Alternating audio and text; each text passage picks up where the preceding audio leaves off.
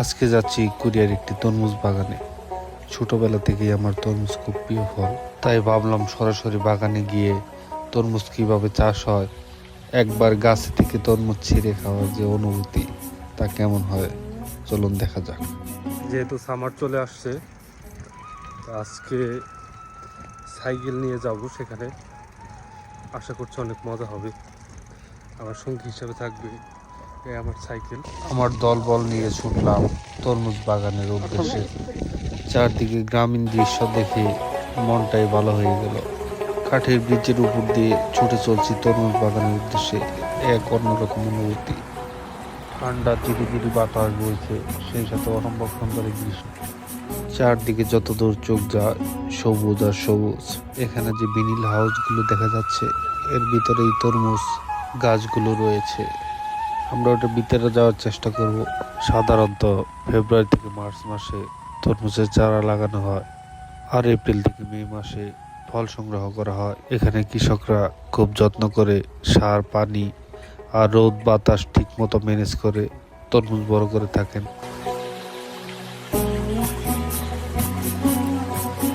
এখন আমি ঢুকেছি তরমুজ বাগানে।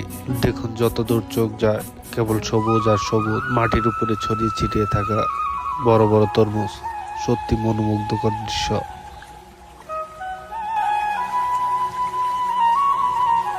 আমি এখন নিজ হাতে তরমুজ তুলছি। একেবারে পাকা এবং মিষ্টি গন্ধ ছড়াচ্ছে।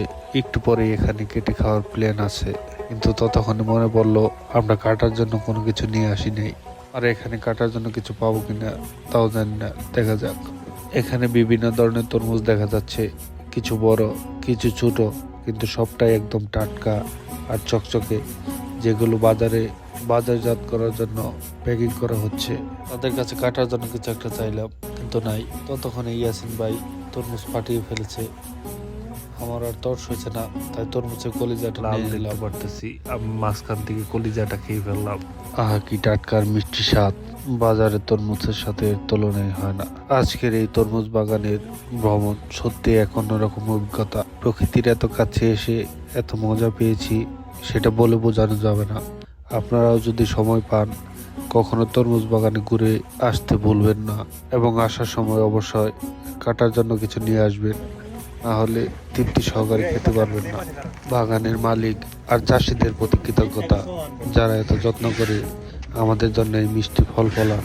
তাদের হাসি মাখা মুখ আর আন্তরিকতার জন্য আজকের এই দিনটা আরো সুন্দর ও বিশেষ হয়ে উঠেছে। আজকের দিনটা আমি মনে রাখবো মুসের গ্রান, খোলা আকাশ